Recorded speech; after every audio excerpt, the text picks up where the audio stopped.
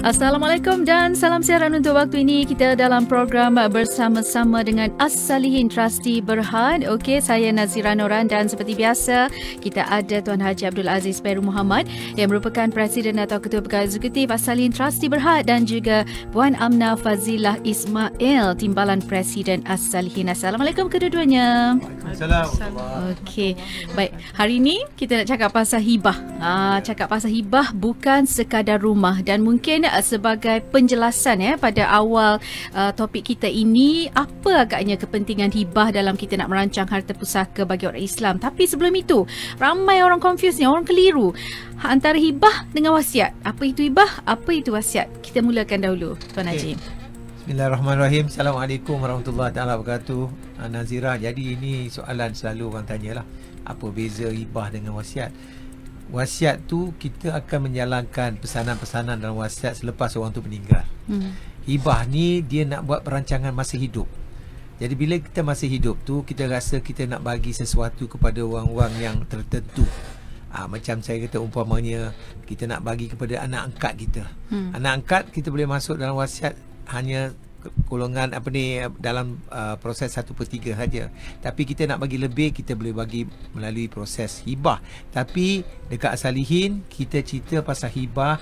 Hibah yang kita bagi harta-harta yang tak ada berkaitan, tak ada sekatan, tak jaga, baru kita cerita. Dan hibah bermacam-macam hibah ada ya. Jadi ini question of hibah ni kita nak tengok in terms of kita nak ada equalization atau kita nak seimbangkan harta-harta kita ada kepada semua anak-anak kita. Walaupun hukum faraid ada, hukum faraid mengatakan nisbah 2:1 untuk anak perempuan, anak lelaki, 2 kepada anak lelaki, 1 anak perempuan. So ada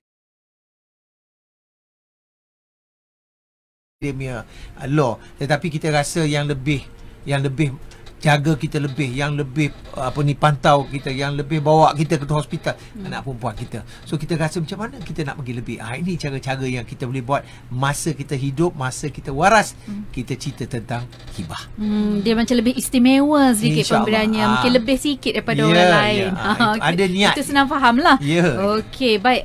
Antara hibah dan wasiat kita juga bersama dengan Puan Amna. Mungkin ramai yang anggap macam alah, hibah tu tak penting. Yang penting wasiat yang sedia ada biar sama rata ikut hukum faraid. Tapi penting ke tidak sebenarnya hibah ni, Puan?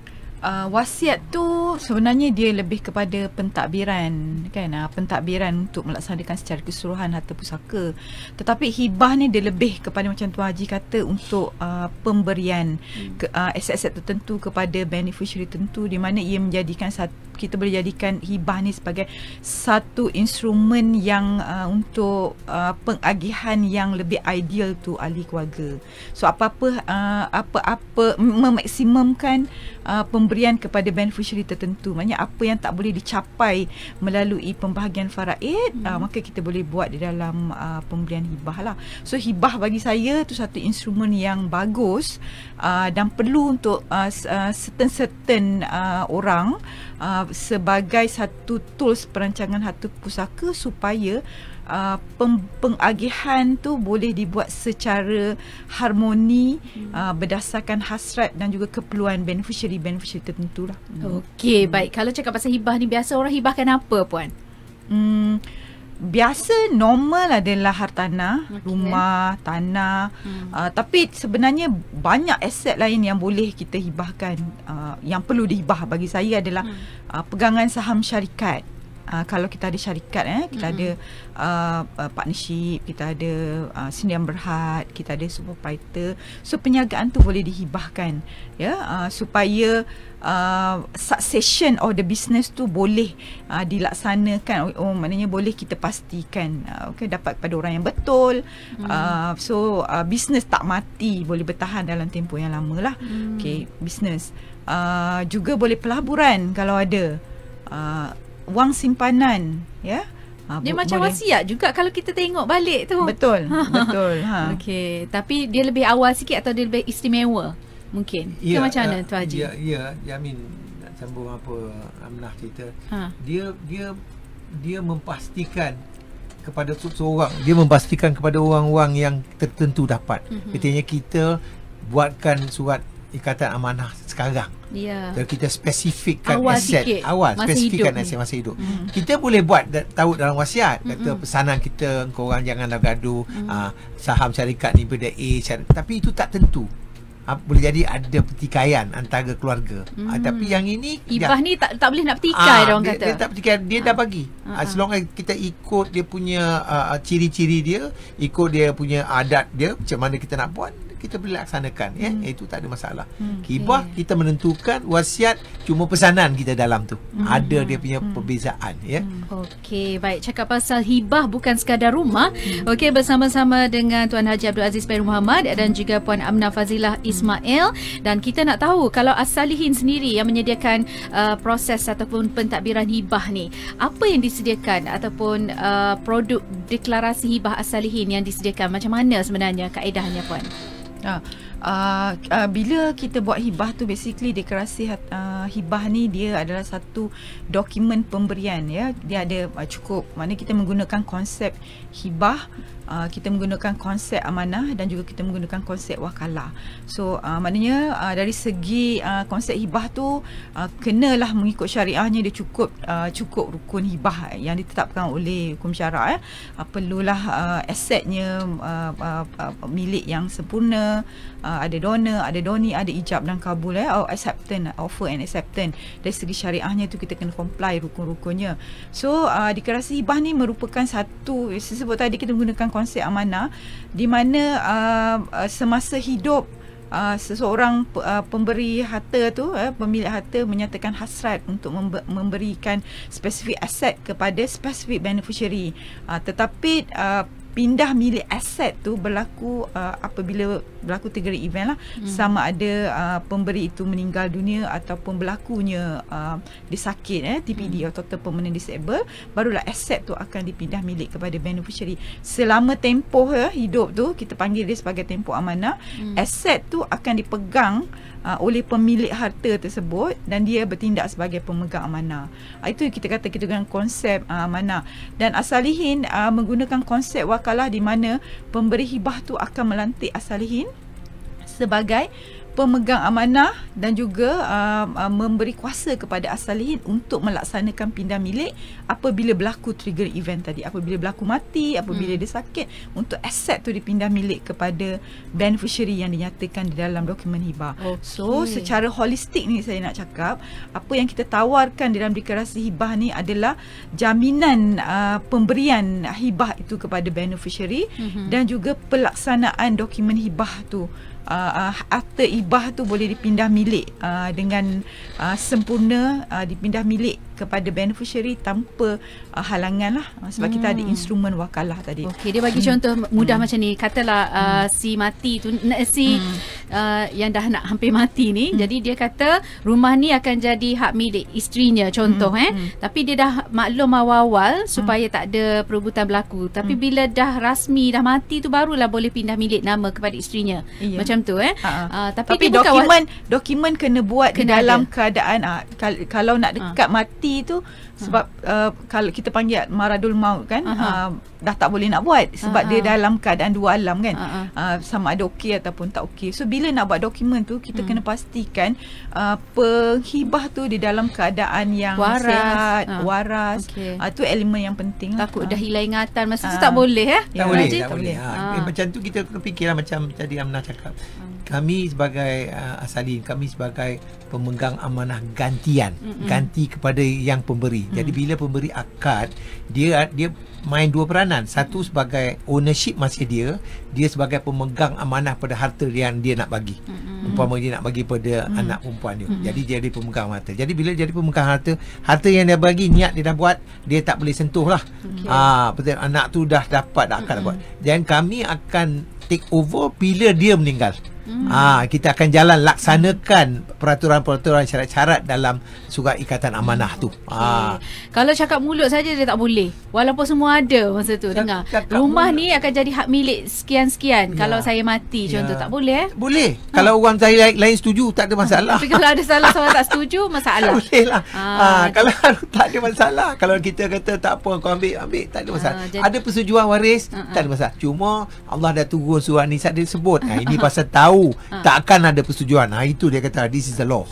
Jadi law ni pula boleh pilih as-salihin ya untuk merancang harta pusaka anda. Okey. Baik, bercakap mengenai hibah bukan sekadar rumah, kita nak tahu juga contohnya lah selain daripada rumah, hartanah, saham tadi, ada lagi ke orang hibahkan aset-aset yang boleh dihibahkan yang mungkin jarang-jarang lah tapi orang buat? Apa agaknya Puan? Atau hibah tu sebenarnya benda yang valuable lah, benda yang berharga, ada nilai, yang berharga. Itu yang kita buat. Dan satu lagi, aset tu memang betul aset yang bersih. Aset yang bersih lah. Dan nilai tu kita hibah macam apa Amnah berhibah, dan nilai tu kan naik. Akan naik sentiasa. Kalau kita nak hibah kereta, kita boleh hibah kereta, tapi kita fikir pula nilai dia akan jadi kita kena fikir. Jadi kita akan bagi nasihat pada seorang, kalau nak hibah, biarlah hibah tu nilai tu wujud lebih bila dia dah tak ada. Tu kita kena ingat. Saya tak akan buat hibah-hibah yang kita rasa tak boleh. Lagi satu, bila kita buat hibah kat salihin, kita tak hibahkan semua. Kita akan bagi tahu perancangan, kita nak tengok apa harta-harta yang dia ada. Mencukupi tak bayar hutang-hutang dia, mencukupi tak bagi waris-waris yang lain. Kalau dia kata, Tuan Haji, saya nak hibah sampai Z, saya galakkan, tak ada, tak boleh. Kita kena ingat waris yang lain pun kita tak boleh menzalimi. Kita kena ingat, kita kena bagi hibah berpatutan, ada harta untuk bayar hutang-hutang dunia dan akhirat dia, dan juga untuk lain-lain waris. Tapi ada juga sekarang ni kan hibah pelaburan. Contoh dia labur, dia bayar sebulan 100 ke 200 ke, ataupun bila dia mati je automatik dapat 1 juta dekat siapa-siapa. Contoh hibah sebegini, apa yang istimewanya terutamanya bagi keluarga yang mungkin hilang punca pendapatan bila salah seorang penghibah tu meninggal? Yang ini saya boleh kata macam konsep takaful lah. Dia hibahkan di hibah takaful tersebut. Konsep yang sama sebenarnya. Konsep yang sama, cuma takaful tu dia ada dia punya undang-undang dia sendiri di bawah Islamic Financial Services Act. Memang digalakkan untuk buat hibah supaya aset tu boleh membantu ahli keluarga. Salihin terlibat juga tak menguruskan hibah takaful ni? Dia sebab aset kalau takaful tu dah dihibahkan kepada beneficiary, dia terus berlaku kematian, dia akan bayar terus kepada beneficiary. Jadi dia Salihin tidak terlibat lah. Cuma kami ada produk yang kita namakan amanah takaful. Kita ada di mana pemberian tu boleh juga bagi kepada spesifik beneficiary, tetapi kami yang bertindak sebagai pemegang amanah. Berbanding dengan hibah takaful tadi, bila mati bagi terus kepada beneficiary, dan up to beneficiary nak belanja, nak belanjakan, nak belanjakan ikut dia punya hasrat lah. Tak ada siapa yang boleh kontrol. Cuma amanah takaful kami ini, dia melantik As-Salihin sebagai pemegang amanah, dan dia assign polisi takaful tu kepada As-Salihin. Dia namakan dalam surat ikatan amanah siapa beneficiary yang nak diberikan wang takaful tersebut, dan dia nyatakan syarat-syarat ataupun kaedah-kaedah pengagihan kepada beneficiary. Sama ada nak buat lump sum payment ke, sama ada nak buat staggered punya instruction ke. Sebab bayangkan kalau takaful tu, hibah takaful tu you bagi kepada beneficiary yang berusia 18 tahun. 18 tahun dah dapat 100% dah tu. So maknanya 1 juta anak yang umur 18 tahun tu, mampu ke dia nak handle 1 juta tu? Agak-agaknya kalau budak muda dapat 1 juta tu, apa aset yang pertama sekali yang dia akan ada? Beli dulu game kereta kan. So jadi bila ada amanah takaful ni, mak tu, bapa yang punya polisi tu Hasan nak bagi tu pada anak, tapi dia ada kaedah kontrol.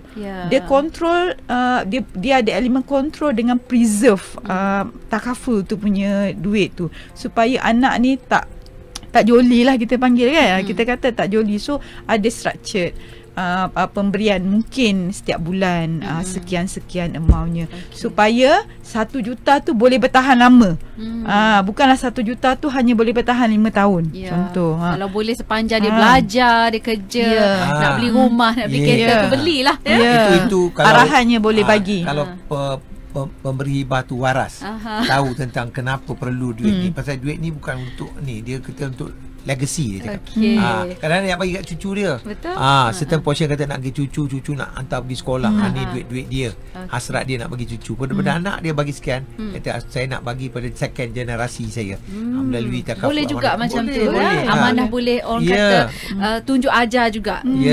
Kaedah penyimpanan dan penggunaan. Correct. Okey, baik Tuan Haji, kalaulah orang tu hibahkan akaun bank, ada ke tidak berlaku macam tu? Adakah pemilik tu masih boleh terus guna je wang tu, ataupun sekiranya berlaku kematian, duit tersebut mungkin ada yang habis terus digunakan? Hibah ni bila kita buat macam akaun bank, kita selalu tak galakkan pasal duit tu boleh masuk keluar transfer kan. je. Transfer ada dia masuk, dia pakai, dia question ni tu dia tak menentu bila time mati berapa baki dia. Kita buat juga, tetapi bila dah mati kita tengok baki RM10, apa nak hibah kan. So itu kami galakkan benda-benda yang dynamic, katanya ada, katalah fixed deposit, duit tu RM50,000, RM100,000 ada. Wujud pakaian tu kata setahun tak pakai tu, duit tu ada kan. Ataupun amalan saham kita nak hibah. The question is niat kita apa? Apa niat kita nak hibah ni? Ada niat kita nak pakai ke, niat kita tu nak memang satu instrumen nak ensure kan. Kalau saya dah tak ada, anak saya ke siapa saya hibah tu dapat 100% dan dapat pulangan daripada apa yang saya hibah. Upama saya hibah fixed deposit, GIA lah, investment account Islamic, dia boleh jadi ada dia punya profit. Jadi saya nak hibah RM100,000, boleh jadi bila saya dah tak ada, RM100,000 akan jadi ganda-ganda daripada profit yang dia dah terkumpul. Jadi niat tu itu. So kalau kita niat betul hibah, insya-Allah kita boleh jalankan benda. Tapi keingat bila macam amanah takaful ni Amnah cerita tadi. Amanah takaful kadang-kadang akan dapat pada kita bila orang tu tak mati. Masa dia TPD. TPD katanya dia sakit, tapi siapa nak jaga dia? So duit daripada amanah takaful yang dihibahkan ialah untuk menjaga dia semasa hidup. Itu pun kita akan jalankan. Okey, baik. Tapi kan ni satu situasi Puan Amnah, saya biasa dengar lah, biasa suami atau isteri dia tahu nombor akaun masing-masing. Maknanya kalau mati je salah seorang, transfer cepat-cepat sebab takut beku. Contohnya nak guna ke untuk urusan kematian ke ataupun belanja lah. Sebab punca pendapatan tu mungkin di situ saja. Kalau macam ni dia kira boleh uruskan wasiat juga kena tuntut balik ke macam mana? Sebab penggunaan masa tu juga, ataupun mungkin ada harta yang banyak dia transfer terus ke akaun si hidup ni lah. Sebab dia dah tahu akaun si mati tu. Maknanya kalau suami tu meninggal, isteri pergi buat withdrawal, kan itu transfer maksudnya lah RM50,000 masuk dalam akaun isteri. Kan satu hari dia withdraw RM5,000 kan. Sebenarnya bila kita sebut sebagai bila dah meninggal tu, ni bagi yang tak ada dokumen kan. Tak ada dokumen ni dia sangat perlu berhati-hati, sebab bila kita sebut pusaka ni sebenarnya kita kena telus supaya yang tinggal, yang hidup tu, yang menggunakan duit tu dapat aset yang bersih, bukan mendapat aset bukan secara batil lah kan. So kalaulah isteri tu keluarkan duit, barat dia dah jadi pusaka duit tu kan, tapi dia mengambil hak orang lain, waris lain tak bising, tak buat pertikaian, tak apa. So yang lain tu redor kan, tak apa. Tapi sekiranya ada pertikaian, maka itu dah jadi pusaka lah. Maknanya isteri tu kena menyerahkan balik kepada pusaka untuk diragihkan kepada waris lain. Okey. Tapi kalau waris lain dia tak minta pun, tak ataupun dia apalah. tak tahu pun, si mati tu ada RM50,000, RM100,000, dia tak payahlah maknanya hak dia lah. Dia tak tahu, waris lain tak tahu dengan waris lain tahu, berbeza tu. Perlu ke kita beritahu? Sebab mestilah orang nak duit tu. Telus tadi saya cakap, supaya isteri yang mengambil duit tu, dia tak mengambil duit tu secara batil. Pusaka ni sebenarnya kalau kita ambil secara salah, kita mengambil hak orang lain. Bila kita ambil orang lain tu, maknanya harta tersebut kita ambil secara salah dan haram lah. Aset yang diambil tu maknanya dimakan dengan secara haram lah. Kalau itu yang dia kita ada tak nak. anak untuk dia-uruskan kan, dia kata ni kalau aku bagi tahu kat adik-beradik dia ni memang habis ni RM100,000 ni contoh. Macam mana tu Puan? Dia ada anak untuk diuruskan, mungkin ada 5 ke 10 ke. Dia boleh gunakan setakat bahagian faraid masing-masing. Supaya digunakan setakat bahagian faraid masing-masing. So bahagian faraid orang lain tu perlu diserahkan semula lah. Maknanya kena isytihar jugalah Ya, harta si betul. mati tu. Jadi kadang-kadang kita buat macam ni, kita akan kata dia dah pakai dulu, kita akan masukkan dalam akaun, kata kau dah ambil sekian-sekian nombor. Jadi bila kita buat pentadbiran pusaka, kita dapat cair, kita akan tolak apa pembahagian yang dia dah ambil. Sebab kita bagi tahu kau dah ambil dulu, so yang lain tu kita bagi pada waris-waris lain. Baik Tuan Haji, ada juga institusi keuangan yang mungkin menyediakan hibah, contohnya tabung haji ke, ASB ke, Takaful ke. Jadi adakah akaun ini akan dimasukkan dalam hibah as-salihin misalnya? Terpulang pada si pelanggan tu, kata kalau hibah macam tabung haji, tabung haji akan uruskanlah benda yang hibah. So, kita tak kira dengan part pusaka pasal dia dah hibahkan. Jadi kita hibahkan benda-benda yang belum dihibahkan dan masih ada, tak ada pemegang amanah hartanya hibah tu boleh. Macam ASB dia dah ada, dia dah buat. Kalau sekiranya harta-harta ASB yang dia tak hibah, dia nak buat untuk as-salihin uruskan, kita tak ada masalah. Kita akan buat, kita akan buat. Sama macam tabung haji, apa kita akan buat. Pasal boleh jadi dia ada instrumen, dia boleh jaga. Jadi bila kita buat perancangan pusaka tentang pentadbiran, kita akan tak masukkan harta-harta yang dihibahkan oleh badan-badan berkanun. Baik, Puan Amna, kalau kita hibahkan 100% harta kita tu kepada orang yang kita sayang tu, boleh ke? Kita tak nak buat wasiat, kita kira hibah terus. Kalau teorinya tu boleh kan, tapi di as-salihin kita tak galakkan hibahkan secara keseluruhan. Sebab kena faham, bila kita hidup ni, yang nak ditinggalkan tu masih lagi berkeluarga kan. Kalau bila kita hibahkan contohlah keseluruhan aset bagi kepada anak perempuan, dalam masa yang sama saya ada suami, saya ada anak lelaki kan. So saya kena menjaga silaturahim kan. That's why kita tak menggalakkan. So berpada-pada bila nak hibah tu, kita kena berpada-pada, sebab yang nak ditinggalkan tu supaya diorang tinggal dalam keadaan harmoni. So tak adalah perasaan marah ataupun rasa tak adil. So bila hibah ni sebenarnya ada satu instrumen yang kita nak nak memberi keadilan kepada semua pihak. Macam saya cakap faraid tadi, dua nisbah lelaki, dua nisbah kan, 2:1, lelaki 2, perempuan 1 kan. Jadi hibah ni sebenarnya kita gunakan ni sebagai instrumen untuk mengimbangi pengagihan, tapi tidaklah melebih-lebih kan. Sebab bila kita nak hidup, yang nak ditinggalkan tu akan hidup lama. Dan satu segi lagi, because kita yang nak ditinggalkan, kita kena faham kita meninggal, mungkin ada harta-harta yang masih mungkin kita ada hutang dunia dan akhirat, zakat tahun terakhir yang mungkin tak sempat dibayar, fidyah tahun terakhir yang mungkin kita sakit kan, di bulan Ramadan tak perlu dibayar menggunakan pusaka. Jadi kalau aset tu dah dihibahkan secara keseluruhan, itu adalah milik beneficiary. Saya tak boleh gunakan aset hibah yang diserahkan kepada beneficiary untuk membayar hutang piutang saya. So jadi bila nak buat perancangan tu, kita kena tengok aset and liability. Tengok apa liability yang kita ada dan juga aset, so that kita tak menzalimi waris lah. Jadi tak digalakkan lah. Kalau boleh tu asingkan bayar hutang tu dulu kan. Betul. Tak aman pula hidup kat sana tu. Nak tambah sikit apa Amnah, kadang-kadang niat kita, adakah kita nak lari pada faraid? Faham? Itu niat tak betul lah kan. Niat tu faraid tu dan rule of law Islamic, kita tak boleh lari. Cuma kita boleh agih mengikut apa kita hasrat kita, tapi masih ada harta untuk faraid punya beneficiary, mesti ada waris-waris dapat. Kita tak boleh lari.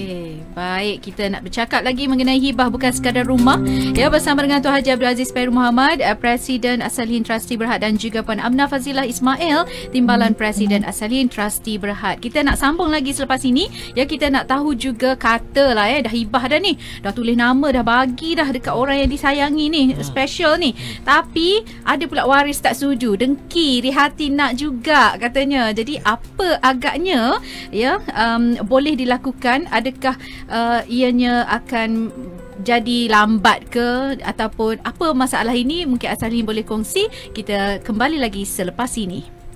Stesen berita bisnes anda, Belanjawan 2021. Bagi melonjak dan memperkasa usahawan Bumiputra, sejumlah 4.6 bilion ringgit disediakan untuk tujuan berikut. Pertama, RM510 juta bagi tujuan pembiayaan kepada PKS dan PKS Mikro Bumiputra melalui tekun dan PUNB. Kedua, RM800 juta melalui program peningkatan keupayaan oleh Bank Pembangunan Malaysia dan SME Bank. Ketiga, RM2 bilion diperuntukkan bagi membantu pembiayaan PKS Bumiputra melalui Syarikat Jaminan Pembiayaan Perniagaan atau SJPP. Dan keempat, RM1.3 bilion untuk pelbagai program peningkatan kapasiti termasuk pembangunan profesional, dana kemakmuran Bumiputra serta program atau projek khusus untuk Bumiputra. Bernama Radio, stesen berita bisnes anda. Okey, kembali kita dalam program As-Salihin bercakap mengenai hibah bukan sekadar rumah bersama saya Nazira Nuran dan juga Tuan Haji Abdul Aziz Peru Muhammad, Presiden atau Ketua Pegawai Eksekutif As-Salihin Trustee Berhad, dan juga Puan Amna Fazilah Ismail, Timbalan Presiden As-Salihin. Okey, dah buah hibah dah ni. Tapi waris-waris dengki tak setuju nak juga ataupun memang tak setujulah dengan apa yang diamanahkan oleh si mati tu. Jadi apa yang akan berlaku dan pernah ke berlaku dengan As-Salihin, Tuan Haji? Dia hibah tu dia sebenarnya kalau that's why As-Salihin bila kita buat dokumen tu kita kena pastikan dia solid, dia lengkap, rukun dia dari segi hukum dan syarat dan juga sivil, undang-undang sivil kan, kita kena tengok cukup supaya dokumen kita itu strong enough lah untuk kita buat pentadbiran nanti. Pelaksanaannya bukan sekadar dokumen. So hibah ni pemberian yang absolut. So mana-mana pihak yang tak berpuas hati sebenarnya dia kena bawa pergi ke mahkamah syariah untuk membuktikan, untuk membawa kes ke mahkamah syariah sekiranya ada pertikaian untuk mahkamah putuskan. Mahkamah yang akan putuskan. Mahkamah yang akan putuskan sama ada hibah tersebut sah ataupun tidak.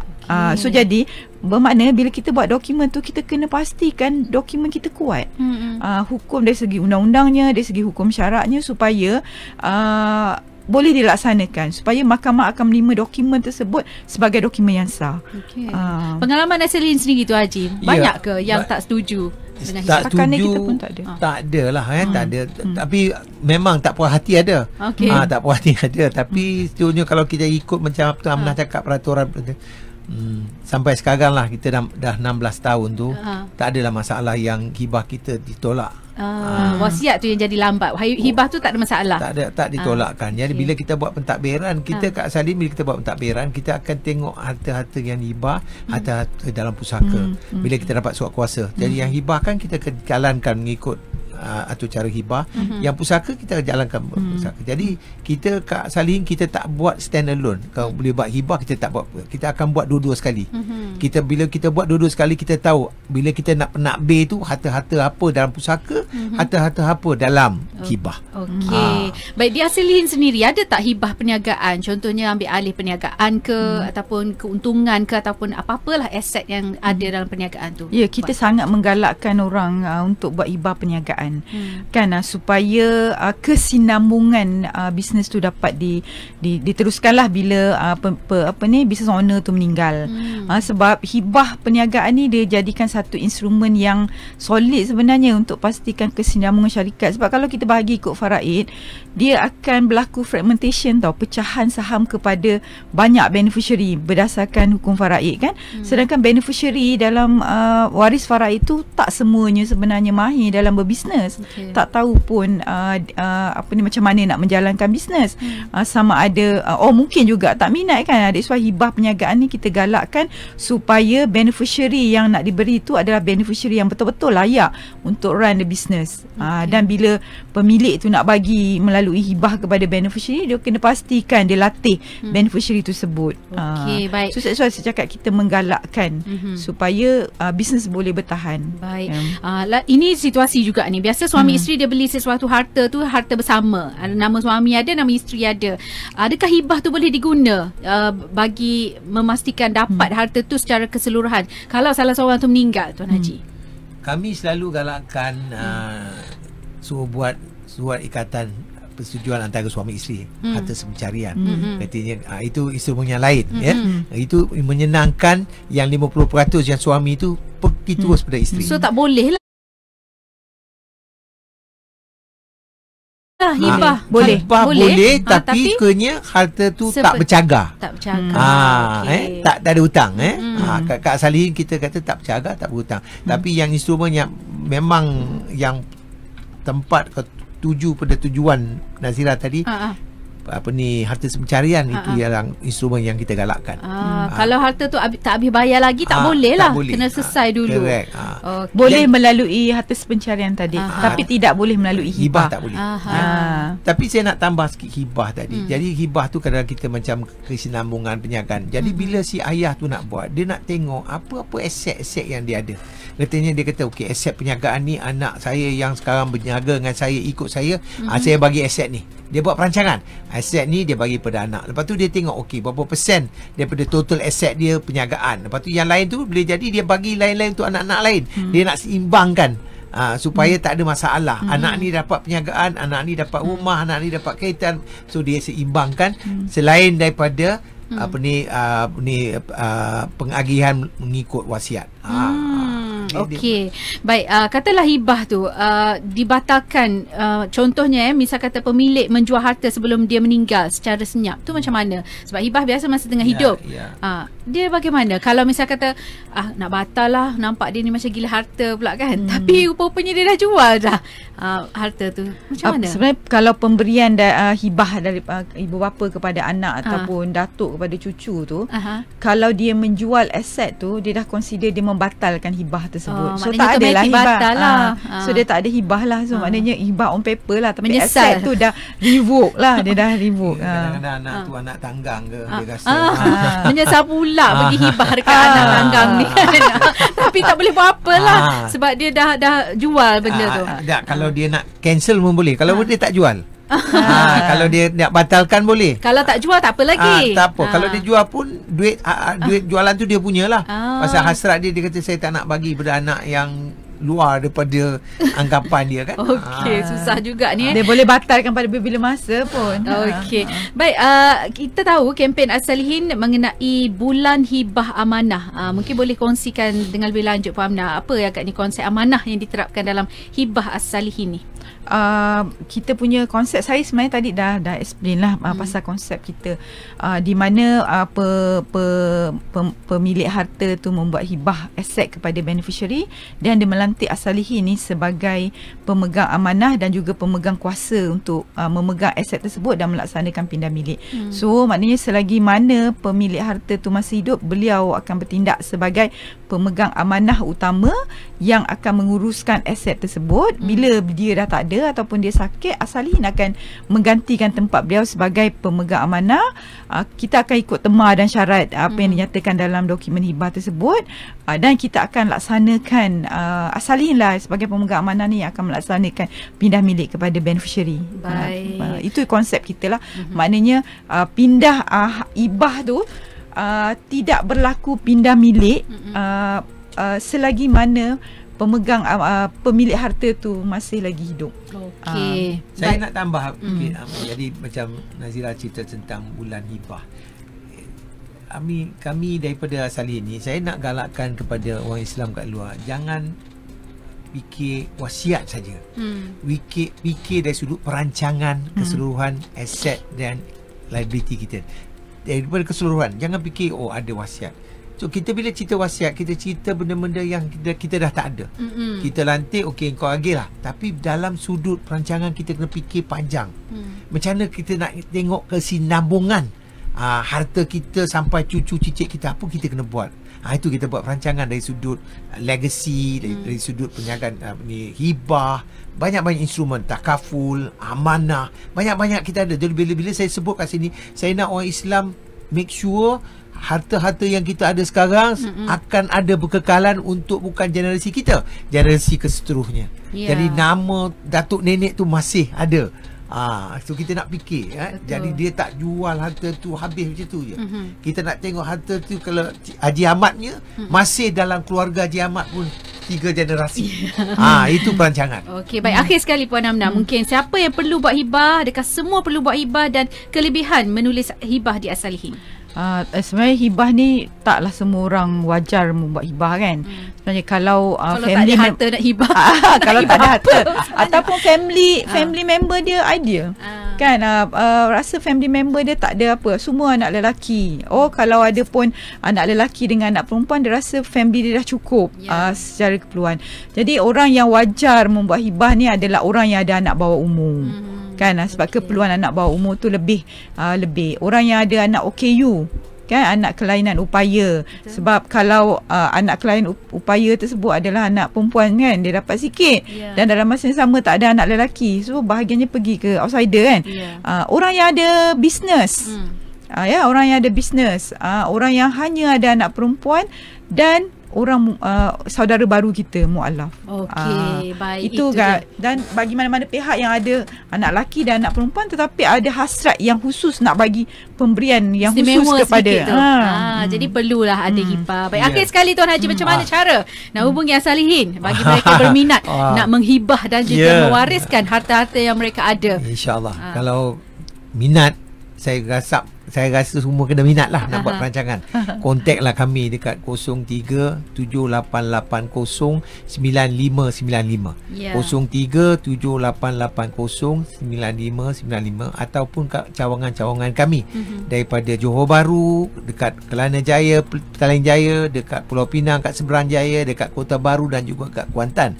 Dan juga kami ada lebih kurang 5,000 konsultan dekat luar yang memang dah dilatih nak jadi pakar perancangan pusaka. Kontak mereka, insyaAllah. Okey, baik. Terima kasih kepada Tuan Haji Abdul Aziz Fairul Muhammad selaku Ketua Pegawai Eksekutif As-Salihin Trustee Berhad, dan juga Puan Amna Fazilah Ismail, Timbalan Presiden As-Salihin. Jadi rancang harta pusaka anda bersama As-Salihin.